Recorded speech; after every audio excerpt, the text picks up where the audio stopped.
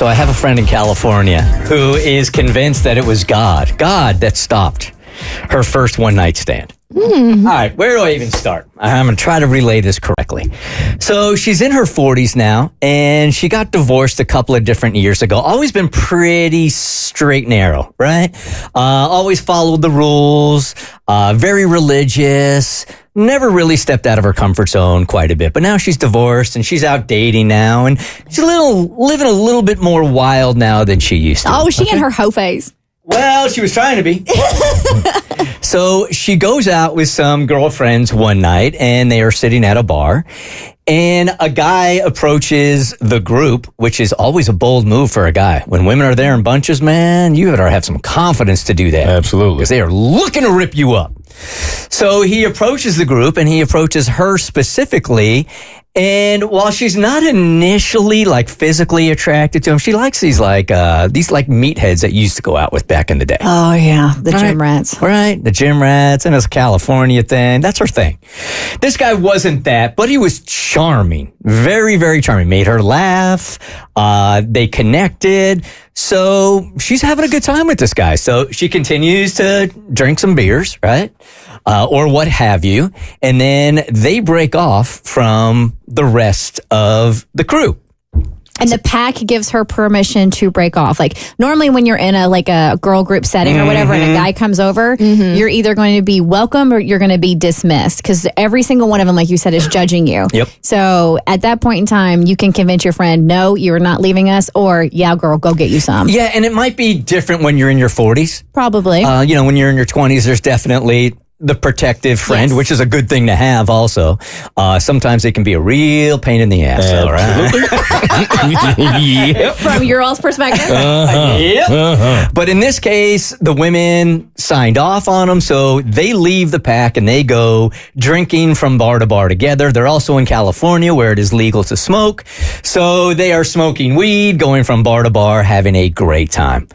At some point in the night, this very conservative friend of mine decides that, you know what, things are going in the right direction. I've never had a one-night stand. If it's going to happen, I think it might be tonight. Ooh. She makes that decision. Winning right now. Feeling frisky. Even though this is really not her type of guy, physically, everything else is lining up. So they go from bar to bar. They're smoking. He offers to get her an Uber home. She says, how about you get us an Uber to your place? Okay. Yeah, all right. Turn it up. Giddy up. That is like a touchdown for a guy. Are there any better words to hear as a guy than, let's get out of here? You won the lotto. That's about it. That is the best. That's the best. At that point, she could even go her way. Okay? Because I had the opportunity. The win is in the fact that you could have. Right. But either way, in this case, she's like, let's go back to your place. Now, she's starting to get a little bit nervous about it because now the reality is right in front of her. Again, very conservative. Get back to his place.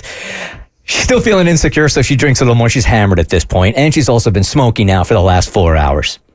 It's go time. Right. So they're in the middle of the living room, she says. They're making out. She takes her shirt off.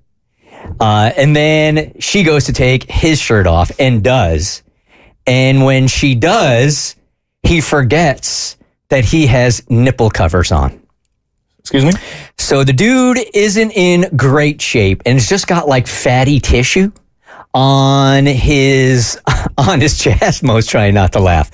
So he wears nipple covers. I've seen women wear them before, but he wears them and totally forgot to tell her or take them off before they started making out. So his nipples wouldn't show through his shirt? So his nipples wouldn't show through the shirt. So he's just one of those dudes that has prominent nipples. He's a gumdrop dude. He's a gumdrop dude. He's a gumdrop dude, right?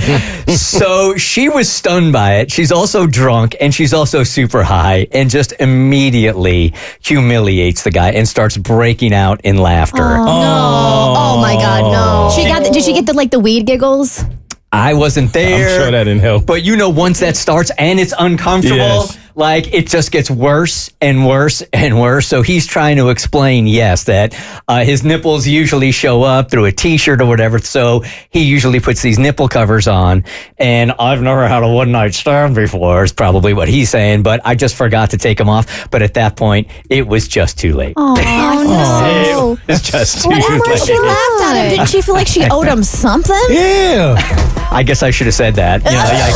You need to go back there and hook that guy up. Yeah, man. That's the least you could do. Because he's never going to live this down. Ever, ever, ever. Bless his little I heart. feel bad for Gumdrop, dude. Poor Poor thing. gumdrop, dude. The Bert Show.